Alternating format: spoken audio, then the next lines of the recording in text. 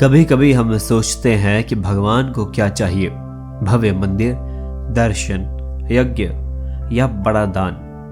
पर भगवान तो केवल एक ही चीज देखते हैं, मन की सच्चाई, कर्म और भक्ति का मेल। आज की कहानी इसी सत्य का सबसे सुंदर उदाहरण है। एक ऐसी कहानी जो केवल भक्ति ही नहीं, कर्मों के फल का भी रहस्य समझाती है। कहानी है सुदामा और श्री कृष्ण की, दुनिया की सबसे पवित्र मित्रता और सबसे सरल भक्ति की। तो चलिए सुनते हैं इस कहानी को। सुदामा गरीब थे, अत्यंत गरीब, इतने कि कभी कभी उनके घर में 2 वक्त का भोजन भी नहीं हो पाता था। छोटे छोटे बच्चे भूख में रोते हुए और पत्नी सुशीला आंखों में चिंता लिए पर मन में विश्वास। लेकिन सुदामा का मन हमेशा शांत रहता था। वो भक्ति और कर्म दोनों में विश्वास रखते थे।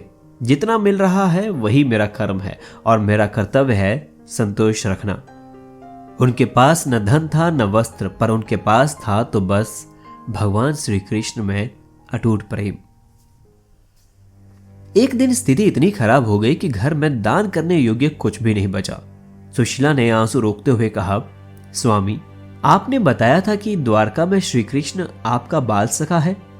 एक बार उनसे मिल तो आइए, कुछ मांगना ना सही, कम से कम आपका कष्ट देखकर वो कुछ सहायता तो करेंगे। सुदामा ने कहा, मैं मित्रता को उपकार के रूप में बदलना नहीं चाहता, पर हाँ, उन्हें देखने का मन तो हमेशा रहता है।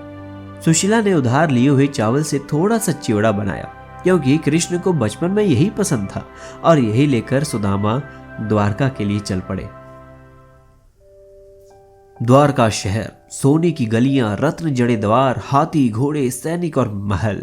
गरीब वेश में आए सुदामा को देखकर पहरेदारों ने रोका, पर जिस क्षण कृष्ण को यह समाचार मिला वो दौड़ पड़े।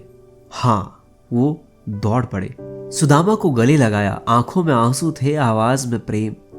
मित्र, इतने वर्षों बाद भी तुम मुझे भूल नहीं पाए। कृष्ण ने उन्हें सिंहासन पर बैठाया, स्वयं उनके पैर धोए। द्वारका के हर निवासी ने पहली बार भगवान को इतना भावुक होते देखा। सुदामा का दिल पसीज गया। मैं इतने वैभव में क्या दूंगा? उन्होंने धीरे से गठरी छुपाई। कृष्ण ने मुस्कुरा कर कहा, ये क्या है मित्र? क्या मेरे लिए कुछ लाए हो? और बिना अनुमति लिए चिवड़ा निकालकर खाने लगे। कृष्ण को वो चिवड़े का हर कौर जगत के सभी रत्नों से अधिक प्रिय था। कृष्ण ने पूछा, मित्र, तुम्हारी पत्नी और बच्चे कैसे हैं? सुदामा झिझकते हुए बोले, कृष्ण, सब ठीक है, गरीबी है पर संतोष है। मैं आपसे कुछ मांगने नहीं आया, बस आपको देखने आया हूं। कृष्ण मुस्कुराते रहे, क्योंकि भगवान को तो सब पता होता है ना? रात भर वे दोनों पुराने दिनों की बातें करते रहे, और सुबह जब सुदामा लौटने लगे, कृष्ण ने कुछ भी नहीं दिया। सुदामा सोच रहे थे, कृष्ण ने कुछ नहीं दिया, पर यही ठीक है, मैं मांगने तो नहीं आया था। उनके मन में दुख नहीं था, बल्कि संतोष था। सुदामा अपने गांव की ओर लौटे, और जब घर पहुंचे तो अपने घर को देखकर स्तब्ध रह गए। उनका झोपड़ा अब एक विशाल महल बन चुका था।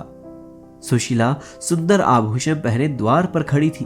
बच्चे नए वस्त्रों में खेल रहे थे। सुशीला ने कहा, स्वामी, ये सब हमें कब मिला? कौन लाया? सुदामा मुस्कुराए, कृष्ण ने मुझे कुछ दिया ही नहीं। तभी सुदामा के हृदय में एक भाव उतरा। कृष्ण ने भेंट चुपचाप दी थी, बिना दिखाए, बिना जताए, क्योंकि भगवान उनसे प्रेम करने वालों को शर्मिंदा नहीं करते। वो कभी उपकार नहीं दिखाते, वो बस प्रेम का ऋण चुकाते हैं। और ये सब सुदामा के कर्मों का फल ही था। उनकी पवित्रता, संतोष, भक्ति और बिना अपेक्षा वाली मित्रता। तो दोस्तों, कृष्ण और सुदामा की ये कथा हमें याद दिलाती है कि सच्चा प्रेम, सच्ची भक्ति और सच्चे कर्म कभी व्यर्थ नहीं जाते। भगवान हमें केवल उसी रूप में लौटाते हैं जैसे हम अपने मन और कर्म से उन्हें पुकारते हैं।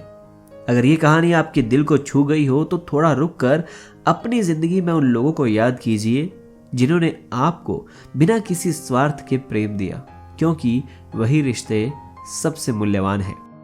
अगर आप भक्ति, कर्म, जीवन शिक्षा और आध्यात्मिक ज्ञान वाली कहानियां सुनते रहते हैं तो मेरे चैनल पर बाकी कहानियां भी जरूर सुने। हर कहानी में एक नई सीख है, एक नया दृष्टिकोण है और एक ऐसी रोशनी जो शायद आपके मन को उस दिन की शांति दे दे जिसकी आपको तलाश है। तो इस वीडियो के बाद मेरी दूसरी कहानियां भी देखना ना भूलें। आपको जरूर कुछ ऐसा मिलेगा जो आपके दिल को छू जाएगा। धन्यवाद। शबा खैर।